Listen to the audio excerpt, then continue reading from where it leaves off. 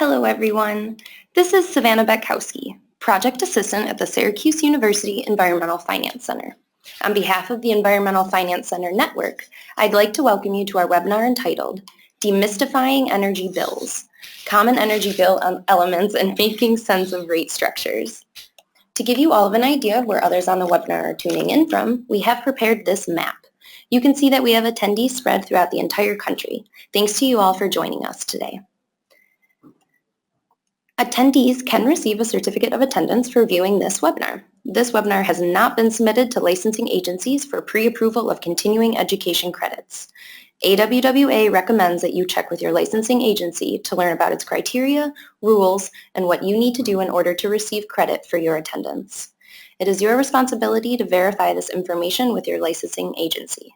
If you need assistance in applying for credit to your licensing agency, please contact educationservices@awwa.org. For attendees who have an AWWA customer record, your certificate will be uploaded within 30 days of this webinar date. For attendees who do not have an AWWA customer record, you will receive an email from AWWA requesting you to create a customer record by a specific date in order to receive your certificate. If you do not create a customer record, you will not receive a certificate. This session is one of several webinars conducted by the Environmental Finance Center Network for the Smart Management for Small Water Systems project. The EFCN provides training and technical assistance to small public water systems in all 50 states and 5 territories to help local water systems achieve and maintain compliance with the Safe Drinking Water Act. And here you can see the various centers that make up the Environmental Finance Center Network. You can see that we have centers and partner organizations spread across the entire country for this year's programming. And here you can see the areas of expertise that the EFCN focuses on. Workshops, trainings, and direct technical assistance are provided on the variety of topics listed below. The EFCN also has a small systems blog. You can learn more about water finance and management through this blog. Blog posts will feature lessons learned from our trainings and technical assistance, descriptions of available resources and tools, and small system success stories. You will have the opportunity to subscribe to this blog at the end of the webinar. And in addition to workshops, direct technical assistance, and webinars, as part of the Smart Management for Small Water Systems project, we have also created a table that lists the major funding sources for drinking water infrastructure projects in each state and territory. And here's how you can access those tables. From the EFCN homepage, go to the Resources tab, and then click on Funding Sources by State. This will take you to a map of the country. If you click on the state or territory that you're interested in, you will find a PDF table of the relevant funding sources for drinking water infrastructure for that area. The table will look like the image on the left-hand side of the slide. For each funding program, it will include the name of the program, a short description, and contact information for someone who works in that program. Now, before I turn the presentation over to our presenter, I do have 2 quick polling questions for you. The first polling question is, what kind of water and or sewer utility do you represent? And please select from one of the following: a for-profit water system, a local government, either municipal or county level, a non-for-profit, cooperative, or association system, another water utility such as district, hotel, or school, or you're not from a water system. And we'll leave this poll open for about another 5 seconds. Getting ready to close this poll in 3, 2, 1. And as you can see from attendees from a water system, the majority of attendees do represent a local government system. And the next polling question I have is, what size water and or sewer system does your utility operate by number of people served? And please select from one of the following answers: very small, small, medium, large, or very large, or you're not from a water or sewer utility. And we'll leave this poll open for about another 5 seconds. Getting ready to close this poll in 3, 2, 1. And as you can see from attendees that represent a water system, it's a pretty split tie between large or very large, medium, and yeah. All right. And so now at this point, I will turn the presentation over to our presenter. For our session today, we have Dawn Nall, Program Manager at the Southwest Environmental Finance Center. Dawn, welcome, and take it away. Great. Thank you so much. I wanted to thank everyone for being here today. And it looks like maybe I need to switch my screens around again. Is that correct? Yes. All right. Perfect. All right. Better? All right. Good deal. I thought I had it set so it would stay that way, but it switched back on me. So we are going to talk a little bit today about your energy bills at your water or wastewater utility. And why would we want to take the time to do that? Well, the main reason for wanting to do that is money. And money, why? Because we pay a lot of money for energy at our utilities. So as you can see in our operations budget, we have a significant chunk going to personnel. And then second to that is our energy cost. So energy costs are on the rise, and they are estimated to continue to go up. They're estimated to increase 20% in the next 15 years. So if we can figure out how to decrease our energy expenses, it's only beneficial to us at our water utilities. So this is just a simple statistic that shows how much electricity costs are for pumping water at small water systems each year. So the majority of our water systems in this country are small, so they're consuming the majority of the electricity for water utilities around the country. So if you look, we're pumping 2 trillion gallons of water. That's an estimated $1 billion of electric power cost. So if we could cut our use by 1%, that'd be $10 million in savings annually. And if we could increase that up to 10%, that'd be $100 million around the country for our small water systems. And you can see the statistic was dated 2013. So my guess is that the numbers on this slide would only go up in the amount of dollars that we would save. And that's because if you see on this next slide, this is the average retail price of electricity around the country on a monthly basis, and the costs are continually rising. So that blue line is for the overall United States. The green line is the commercial accounts within the U.S., and then the yellow line is the industrial accounts within the U.S. And then personally, the brown line might interest you because that's the residential. But for your water utilities, you're probably a blue or a yellow line. So you can see that they have gone up continually for the last several years, and we don't anticipate that that trend will change. So when you're looking at where do you use energy in your water utility, you can see that the majority of the energy that you use is probably on your finished water pumping side. So this would be your booster pumps, your high lift pumps, the pumps at your clear well, anything after your treatment process that's used to get that finished water to your customers. This information, it doesn't apply to every water system out there, but it applies for most. And pumping obviously is the majority of what uses energy at our water utilities. And this is just food for thought. Water is definitely energy intense. So when you think about it in your home, if we're dripping for 5 minutes, we could power one light bulb for 22 hours. So that's a significant amount of energy that we use to produce water. So now I'd like to have you answer this polling question. And the question, do you know how much you are paying for electricity at your system? So Savannah is going to open that up, and if you can give us your answers, that'd be great.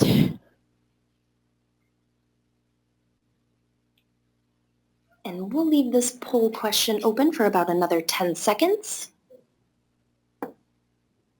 And getting ready to close this poll in 5, 4, 3, 2, 1.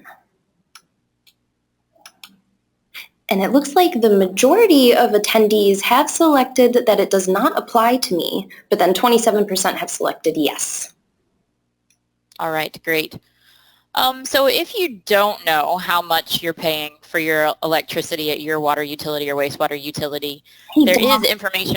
I'm sorry to interrupt. I just have to take back presenter mode. It just froze on that poll question.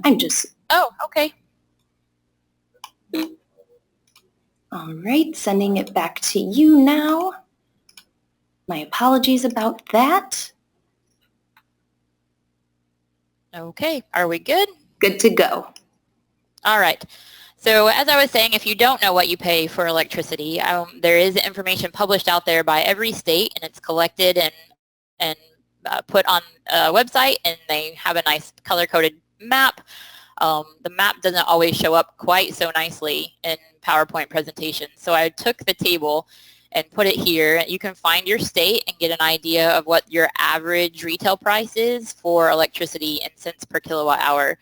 And this data is published it was published in January of this year, but it is from 2016. So chances are that if you were looking at your rate right now or your state average right now, it would be a little bit higher than this. But just to have an idea of what it looks like around the country, and then you're looking at it and you're saying, well, 8 cents, 10 cents a kilowatt hour, that's not so much, Don, so what's the big deal? But the question really is, how many kilowatt hours are you using each month? So that would vary depending on your water utility. But if you would have, say, one well pump, then the number of kilowatt hours you're using is probably in the upper hundreds. If you have a treatment plant, the number is probably in the thousands. And if you have high lift pumps or high horsepower pumps, the number will be even higher than that. So a few cents a kilowatt hour, but you're using thousands of kilowatt hours, it adds up quite quickly, as I'm sure you know whenever you look at your energy bills. So what's the opportunity? Well, this slide shows some estimates on potential energy savings in water systems, and this comes from several different sources. So if you are kind of looking around and reading, there's different theories and ideas out there, but when you kind of pull it all together, anywhere from 10 to 30% could be saved by doing some type of energy management, energy reduction strategy at your utility. So why are we here today?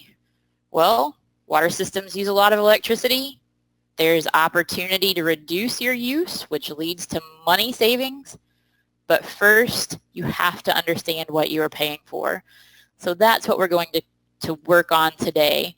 So we're going to take a look at understanding your energy terminology. And I cracked a little joke down there. What did you say? So I think it's hilarious. But I'd like to ask you guys one more polling question. Do you get a copy of the energy bill? And we'll leave this poll open for about another 10 seconds. Getting ready to close this poll in 5, 4, 3, 2, 1. And it looks like for the majority of attendees at 43%, they selected yes, and then 38% of attendees have selected it does not apply to them. Great. Well, I'm glad to hear that most of you do get a copy of your energy bill. That is a fantastic number to hear. A lot of times the water utilities that I'm working with, managers and operators have no idea what the energy bill looks like or what they're paying for. So I'm glad to hear that you guys at least get to see them. And it's more than just a number in your budget. So if you get your energy bill, do you understand what you're paying for? Do you understand what all those things on the bill are supposed to be telling you? Does it make sense to you? Do you understand the terminology? If not, you're not alone. So we're going to take a look at what some of the common features on an energy bill are and try to help make sense of some of it. So to start, electricity is measured in kilowatt hours. So kWh is probably on all of your bills, and what that means is it's 1 kilowatt hour is essentially 1,000 watts used steadily over the course of 1 hour. So that's the rate of electrical energy used multiplied by the length of time that it is used. And then that amount of energy is multiplied by a rate. And that rate is set by the utility, by the energy utility, in cents per kilowatt hour, like we just looked at. You multiply that out, and that's how you get your consumption charge. That's what you pay the dollar amount for the energy that you use. So the larger that the power rating of your electrical equipment is, and the longer that you use it, the more kilowatt hours you will consume, and the more you will pay. So here's an example. If you have a small 5 kilowatt motor running for 10 hours, it would use 50 kilowatt hours. However, if you had a larger 50 kilowatt motor operating for only 1 hour, it would use the same amount of energy. So the kilowatt rating and the length of time make that determination of how much energy you're consuming. And you should have a meter that keeps track of the kilowatt hours that you're using. And then, of course, they read the meter and generate the bill based on that meter. So another thing that's often on bills, but not always, is demand charges. So demand measures the peak kilowatts used. This is the measurement of the capacity or the rate at which you use energy, and it represents this highest amount of energy that you use in a specified interval of time during a billing cycle. Sometimes that can be 15 minutes, sometimes it can be 30 minutes or an hour, or it depends on the energy utility as to what that interval is and how the meters are set to work. So to measure demand, the electric meters record that average demand usage over that period of time and record the highest for the month or the period of time that the utility has determined. So another example of how this would look, if you had two customers that were using the same amount of energy, but one has higher demands, then that customer with the higher demands would see the higher bill. So here we have two businesses that both are using 2,400 kilowatt hours per day, but one uses that 2,400 kilowatt hours in an 8-hour window, and the other one over the 24 hours. So the first has that 300 kilowatt demand that they need to be able to have available at any given time. So they have to pay to have that 300 kilowatt demand available. They pay more than the second customer that only has a 100 kilowatt demand. So oftentimes high demand is associated with your equipment startup. Startup typically requires higher energy use than your operations, your routine operations. So you may be able to adjust the way that your motors start up to help keep your costs down. And we'll talk about demand more as we go today and some other ways that you can look at reducing demand charges and why it would be valuable and important to you.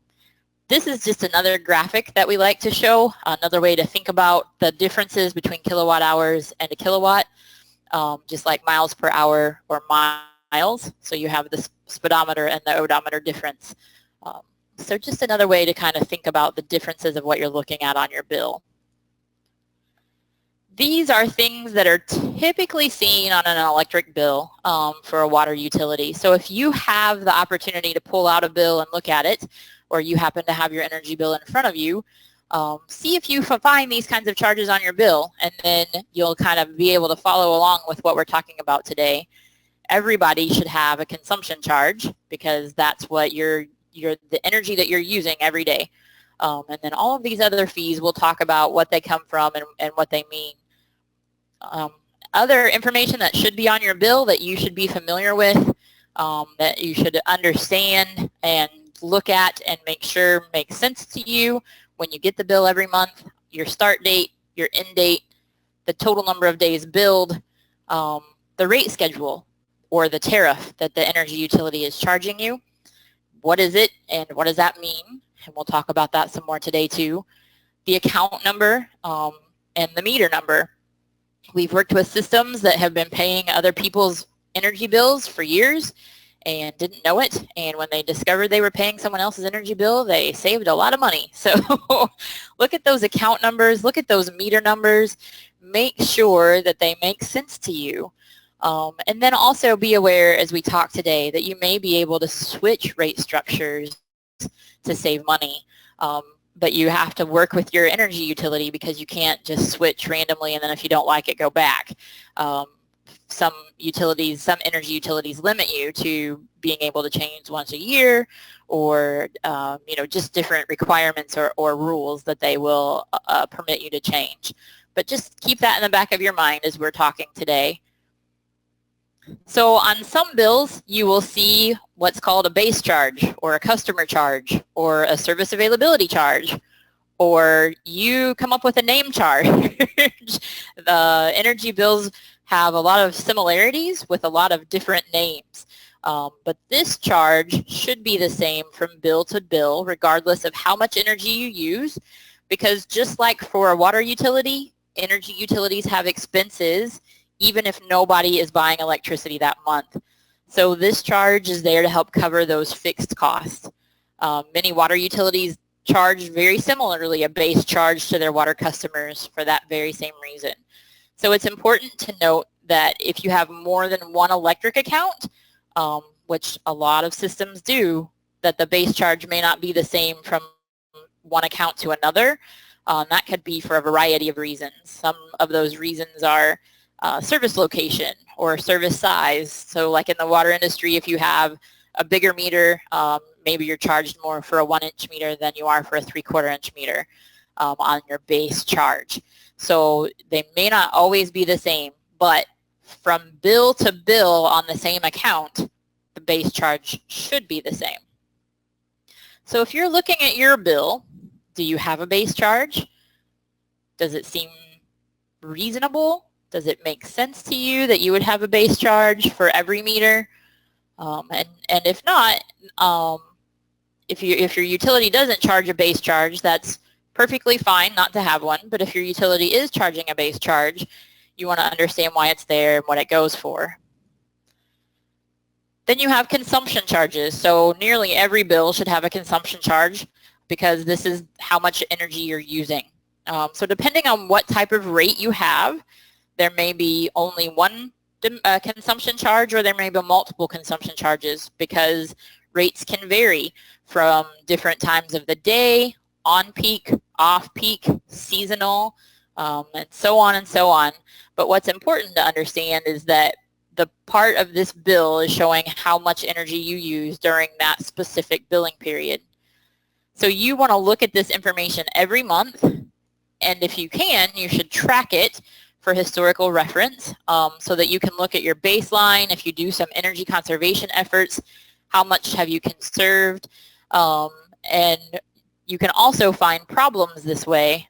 You can understand seasonal increases this way, and you can even know sometimes that a space heater was left on for days and days after the temperature rose above freezing. So having this information at hand is very valuable. We do have a tool available that will let you put this information into an Excel spreadsheet, and you can look at your baseline. You can see how you've changed over time, and that tool is available for free on our EFC Network website. But you can create your own as well in Excel if you prefer to do that.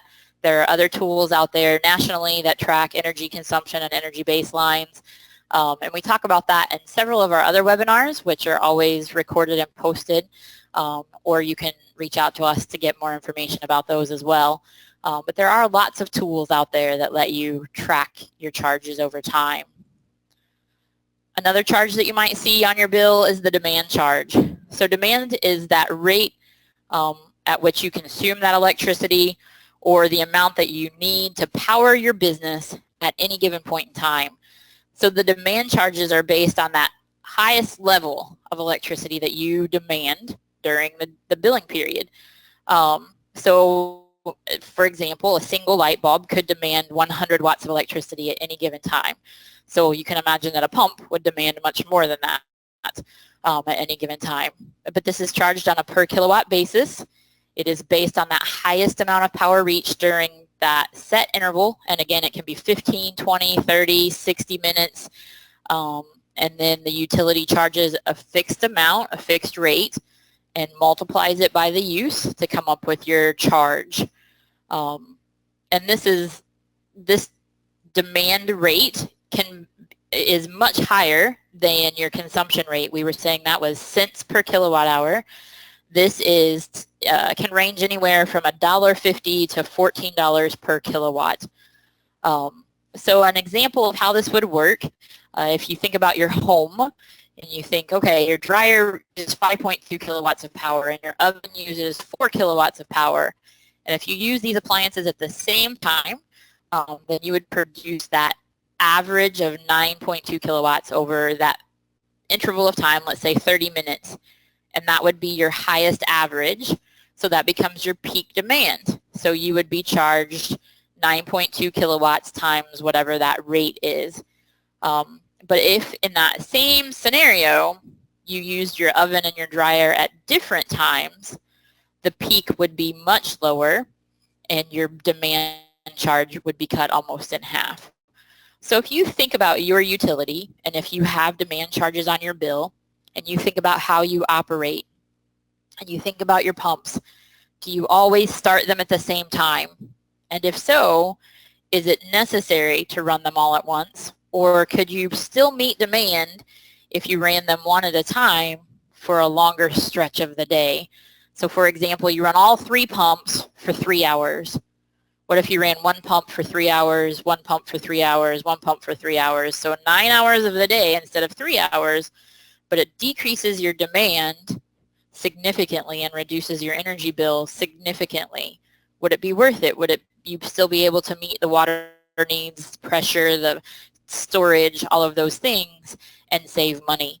So demand charges can have a significant impact on your energy bill, but they can be somewhat controlled. So you want to take a look at your energy bill and understand demand and think about if you can reduce it through operational changes. It's also important to understand that window of time that the energy utility is charging for demand. And if you're looking at reducing demand, SCADA systems can be really helpful with that process. So this is just a graph that kind of shows what it would look like to reduce your peak. So when you're looking at your bill, chances are your demand charges could be anywhere from 30 to 60% of the overall cost of your electricity. So if you can lower the variability in your electric demand over time and flatten that curve, then it will minimize the changes in your peak demand throughout the course of the billing period and reduce your bill. You can do this sometimes by shifting loads from peak periods, typically during your daylight hours, to off-peak periods if you're charged different rates for different times of day. But you can have significant cost savings by minimizing those demand charges. And you can do that in other ways as well. You can use your storage tanks to help supplement from running pumps as frequently. You can shift loads. You can minimize the overlap between your treatment processes so that you can flatten that demand curve. And then you probably have other charges on your bill too, and they can have any number of names. You could have fuel surcharges, or line loss charges, or maintenance charges, almost always taxes, and sometimes there's things on there for solar or for other types of green energy efforts that your utility is implementing. Service charges, you name it, there are probably fees for it on somebody's bill somewhere. But take a look at those and get an understanding of what those charges are, and then make sure that you understand how they apply to your utility. And are they based on a fixed fee or are they based on consumption? Because they can go either way. So we're going to take a look at a couple of bills and just have an idea of what would be important to be looking at on these bills. So here on this bill, you can see that the account is for the town, and it has wells 8 and 9. Whoops, sorry about that. Has wells 8 and 9. So whenever you're looking at your bill, does this make sense to you? What if it just has an address? Or what if it says something like town hall or golf course? Or so you want to make sure that the information on the bill is something that you should be paying for and not someone else. And then you have previous balance information, and of course that's good to review that your bills are being paid as expected, that you haven't had any problems with getting bills paid. And then your current billing detail energy charge, you have this number there. It says energy charge $73.85. So what is that for? What does this number mean? Well, if you take a look, that's based on the amount that the system has consumed. So does it make sense, based on your past use, based on what you've been doing this month? Does it make sense? Does the consumption amount look correct? And then the service availability charge. So, okay, what's this for? Well, so if we go back to our list and look, service availability charges are those flat fees that are there no matter the consumption amount. So that's one of those charges for fixed costs at the energy utility. Other things you want to look at, your account number, your billing cycle. Of course, you want your account number to be familiar and current, and the billing cycle, you want to know that it's the right, you're paying the bill for the current cycle and that you're looking at the right bill. Then you get into the rate description, and here, this rate description says 4-5. So that doesn't really tell us anything. We don't know what that means off the top of our heads without going to the utilities publication on rate structures, but that's worth doing when you start to analyze your bills. So sometimes they will use words, sometimes they'll use abbreviations, sometimes they'll use number codes. So take the time to at least look up the rate structures and make sure your rate is appropriate for your utility. It's quite possible that nobody has checked that since the electric meter was installed. So if you've changed use or demand or pump sizes or anything over time, chances are your energy rate was not adjusted appropriately. And then there's a multiplier. In this case, it's 1. But sometimes meters don't read kilowatt hours. They read something else. So they use a multiplier to convert the meter units to kilowatt hours. And then a meter number. So make sure that's the meter you own. And then present and previous readings. Have you ever actually looked at your energy meter? Does it match up approximately with what's on your bill? So take some time to be familiar with that. And then the usage, does that math look right? Is the 746 actually the difference between the previous reading and the present reading? That's not something that you have to check every time, and you can kind of eyeball it and see that it's in the right ballpark. But, sometimes people make mistakes, so you want to make sure that that usage looks correct. And then, of course, the graph can be very helpful to you to point out changes that are taking place at your utility. So even though it's a simple energy bill, there's lots to look at, lots to be familiar with. And then this looks like a much more complex bill, and there are bills that are more complicated than others. This bill actually is a summary that shows the whole year's worth of consumption. But what is interesting on this bill is that it's a time of use rate. So at the very top there, you can see that it's got an abbreviation of OPT-V TOU. So TOU is time of use. And this time of use has a seasonal variation. So there are demand charges, there are seasonal charges, and there are time of use charges. So when you look at this bill, you want to look at all of the things that we talked about before, as far as the billing dates and all of those types of things and the meter numbers. But here you have on-peak and off-peak demand. You have seasonal demands, and you have other charges. You have the renewable energy rider, and you have sales tax. So for this bill, you would have to be familiar with time of use and what that means to your utility. So if you need help understanding your energy bill, please contact us and let us know. We do have the ability to provide one-on-one technical assistance.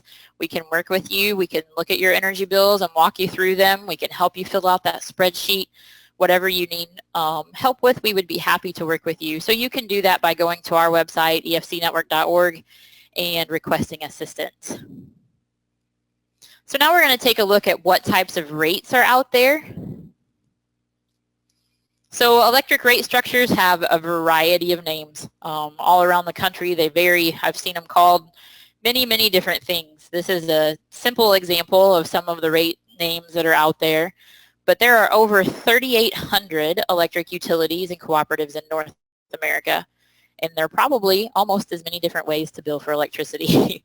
So some energy utilities have rates that are specifically for water utilities. On this one, there's a rate for water pumping service. Some energy utilities publish their rates or their tariffs somewhere on their website.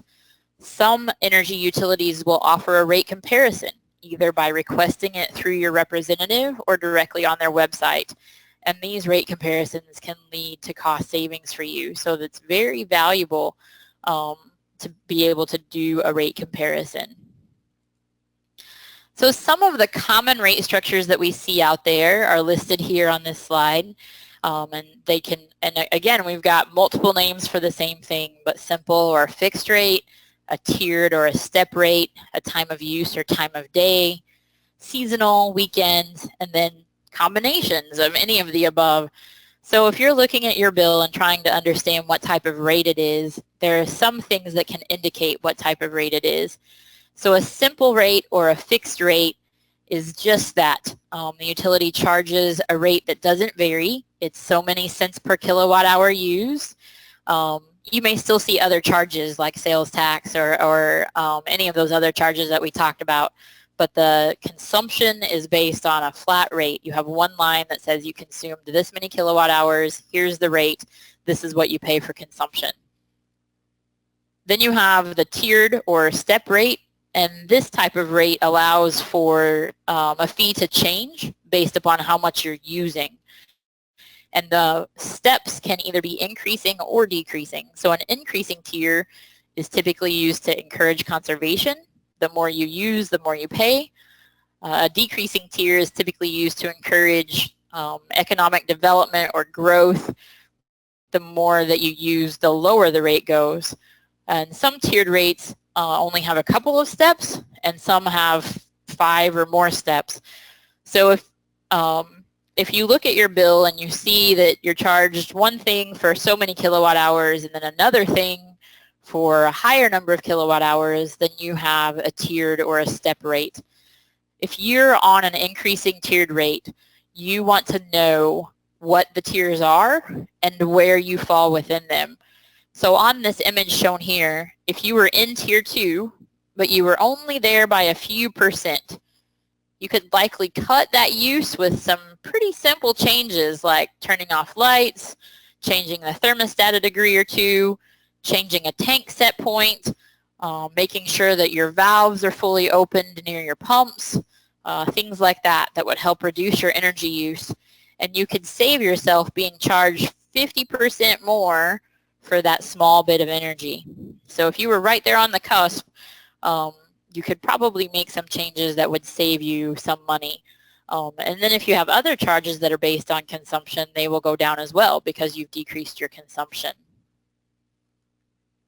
Time of use rates. These can be very beneficial to water utilities. They have the potential to save a significant amount of money. However, the utility has to be able to operate at those off-peak times and manage your operations really well to make sure that you're optimizing those savings, because this rate can also have the potential to cost your utility a lot more if your operations aren't well managed or monitored and you end up consuming the most electricity during that peak consumption time where they charge the most. So if you are looking at using time of use rates, a SCADA system again can be very helpful in making sure that you avoid that latter scenario. So one energy provider that I worked with suggested this as a way of thinking about switching to time of use rate. He said, a load that is on all of the time and uses about the same power each month, or a load that can be controlled to only work during off-peak, are good candidates for our time of day tariff. So those are, the words from the energy provider about suggestions for accounts that might really benefit from time of use or time of day rate schedules. And then you have seasonal rates. So rates are highest during the time of year when the most electricity is being consumed. And depending on where you're from, that may be summer months when everybody's running air conditioners, or that may be winter months whenever everybody's trying to heat their house and their facilities. And so it It can vary around the country. And sometimes energy utilities will have 2 seasonal rates, just winter and summer, or they'll have all 4 seasons with different rates. And you may also see these combined with the time of use rate. So not only do your rates depend upon what time of day you're using them, but the rates change in the summer and winter. So you would have time of use summer and time of use winter, which is what we saw on that earlier bill example. And then sometimes if you have a time of use rate or a tiered rate, they will incorporate weekend rates or holiday rates or both. And these rates are the lowest on those specific times, the weekends and the holidays. And this can be really beneficial to water utilities because we have to provide water 24 hours a day, 7 days a week. We don't get to take the weekends off, right? So these can be really helpful if they're incorporated into the bill. But again, they still have a higher rate at some points in time than other. So you want to be aware of what they are and make sure that you're operating appropriately so as to not be charged more than is necessary. So if you have weekend rates incorporated into your time of use, it can become more complicated in making sure that you are operating and managing your system to optimize your energy bill. And it's not always practical to do that, so you have to take a look at if it's worth it or not. So which rate is best for you? Well, that's an easy answer, right? The least expensive rate is best. But you'll notice I put a little star there next to that sentence because what is the least expensive rate and how is it best? So like I said, time of use rates might look to be the best, but you've got to make sure that you can manage your operations and take advantage of those lower rates and make sure that you don't end up paying more by switching to time of use. Because once you switch, you might be stuck there for a while. So talk to your energy representative, make sure that you understand how you control your system and how you run your system and how that would reflect in a time of use rate. So take a look at the rates that are available and then think practically about how it applies at your utility. Also, if you pay a base charge per each meter that you own, and you have meters on buildings that are right adjacent to each other, sometimes you can save a fair amount of costs by eliminating a meter and connecting the facilities. But again, you have to think through what are the savings going to be and what are the costs to get there. So to remove the meter and to connect the buildings, does it make sense to do it, or is it going to take 5 years before I start to see any return on my investment? And if you do it, would it be harmful to any equipment in your buildings?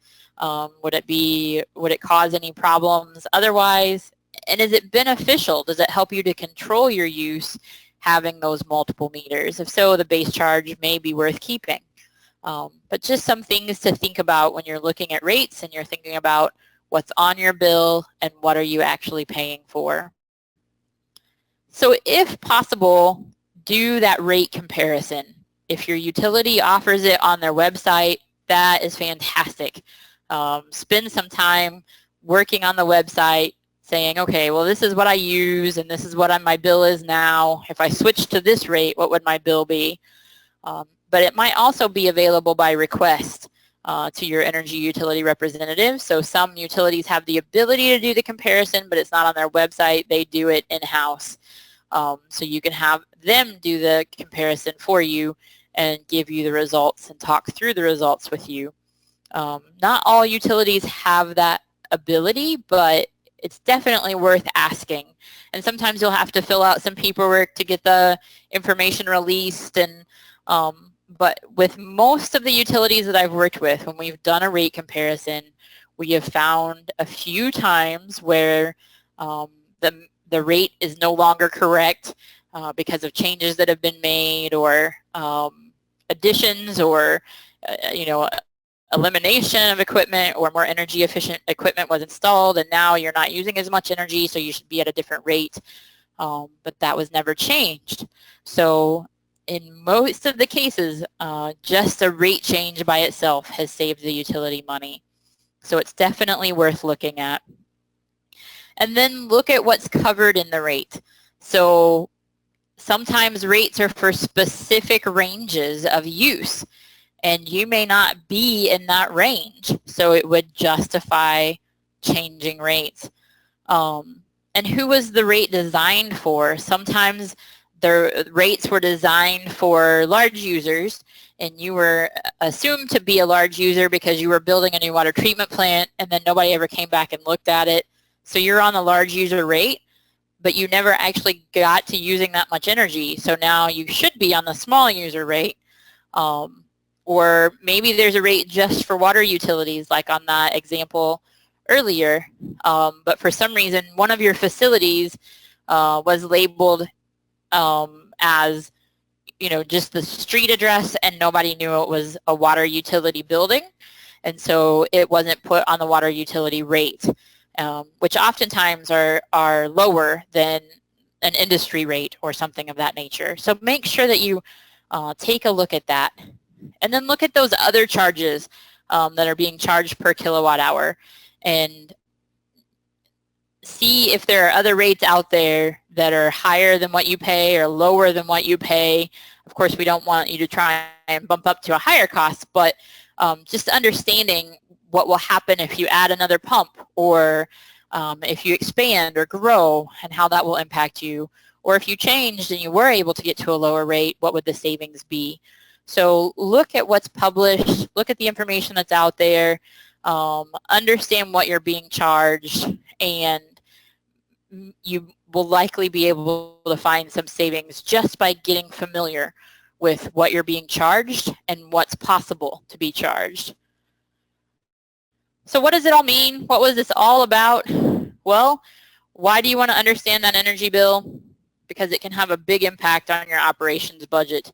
If you could move some money out of that energy slice of the pie and put it somewhere else, wouldn't that be fabulous? So it has a big impact on your budget. And by doing a rate review, there's a good chance that you're going to find some cost savings. Know who your energy representative is and work with them. Make sure you're getting the best prices. A lot of utilities, a lot of water utilities don't know who they should be talking to at the energy utility, and yet you're probably one of their biggest customers. So be in touch, talk to them, work with them to make sure that they know what's going on and you know what's going on. Understand what types of rates are available to your utility, and know how they impact what you pay. And then determine if you pay demand charges. And if you do pay demand charges, think about if there's ways to reduce them, to reduce that peak, to flatten that curve, and save you significant amounts of money. And finally, if you don't know how to go about all of this on your own, request assistance. Talk to us. Get in touch. We want to help. We would love to help your utility save money and be able to invest it in infrastructure or staffing or other needs that you have. So give us a call or fill out our form on the website. Again, here's our website. It's efcnetwork.org. And my contact information is here on the top left of the slide. So we are going to take this chance to answer a few questions that you have and go from there. So if there are any questions that have come in, Savannah, let me know. Thanks, Dawn. So as of right now, we have not had any questions submitted. A few comments that I will be sending to you offline. But as we do wrap up, I know there's still about 10 minutes left, so if any questions come in the meantime, I will be sure to ask Dawn right away. But in the meantime, I do have 2 polling questions to close us out. And the first one is if you would like to subscribe to the Environmental Finance Center blog. If you want to sign up for the blog or do not have the opportunity to submit your polling answer today, you can view that blog and sign up for it on our efcnetwork.org website. And we'll leave this polling question open for about another 5 seconds. Getting ready to close in 3, 2, 1. And lastly, if you are interested in receiving in-depth technical assistance for your small water system, please let us know. As Dawn said, we can definitely help you with any of your energy bill needs.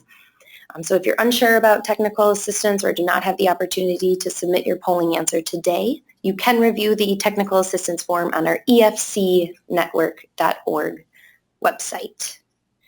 And getting ready to close this poll in 3, 2, 1. And so, Dawn, we do have a quick question that was just submitted. Are you ready? Sure. All right. So you mentioned that there are a lot of errors on a bill. What is the most common error discovered? If I said that there are a lot, I don't mean that that energy utilities always generate bad bills. But as you know, in the water industry, sometimes we misread a number or something gets transposed when we're typing. So those are the types of errors I'm speaking about. So sometimes, you know, the amount used can be miscalculated. Someone has a typo, and so instead of it being last month was 5,600 and this month is 5,800, it ends up being 58,000. And so, you know, your bill is huge, and sometimes it's subtle enough that, you know, you wouldn't notice it in the dollar amount, but you would notice it by comparing your bills and looking at where you were at from time to time. So if you track that information, you would be able to see that, you know, there was a mistake made, there was a typo, and so you're paying more than you should this month. Those kinds of bills come out in the wash over time. You know, it'll be corrected the next month, or you know, you could underpay the next month because you overpaid the previous month. But for small utilities, oftentimes, you know, paying that electric bill month to month can be a big chunk of our revenue. So we want to make sure that we're not overpaying if we don't have to. Other areas where things can be challenging is just like in the water industry, we can't get our meter readers to, you know, to your facility exactly 30 days apart. So when you're establishing your baseline, you want to look and see how things were spread, and you want to make sure that with tiered rates or step rates, that if they didn't get to read for a longer period of time for some reason, weather or you know, manpower issues, or all of the things that we have with meter readers, and, you know, getting the readings completed on time, make sure that you didn't get bumped into a higher tier because the reading period was longer than normal. Most of the time that's taken into account, but if it's an unusual thing, or like I said, weather caused, you know, the time to be longer than normal, it may have been overlooked, and you shouldn't have to pay for those types of charges that were not because of your use, but because of the time being longer than average. So those are a couple of areas that you want to make sure that you check, is that the consumption math looks to be right, that the billing period seems to be about the same, you know, 28 to 32 days on average. Some systems don't read monthly, just like water utilities don't all read monthly, but for the most part, energy utilities read monthly. So in that 28 to 32 day window, if it's longer than that, make sure that it makes, you know, that it's in that 90-day window or what have you. So those are a couple of areas where you really want to check to make sure that things look accurate. Thank you, Dawn. And so we did receive another question, and it's a two-part question. So an attendee system does not have a SCADA system, so a SCADA system. Is this something worth investing in? And would it help the attendee save money on energy bills? And if so, would that savings cover the cost of the system? Wow, that's a loaded question. I would love to talk to this system directly if they're interested. But in general, SCADA systems are worth it. If you're really small, maybe not.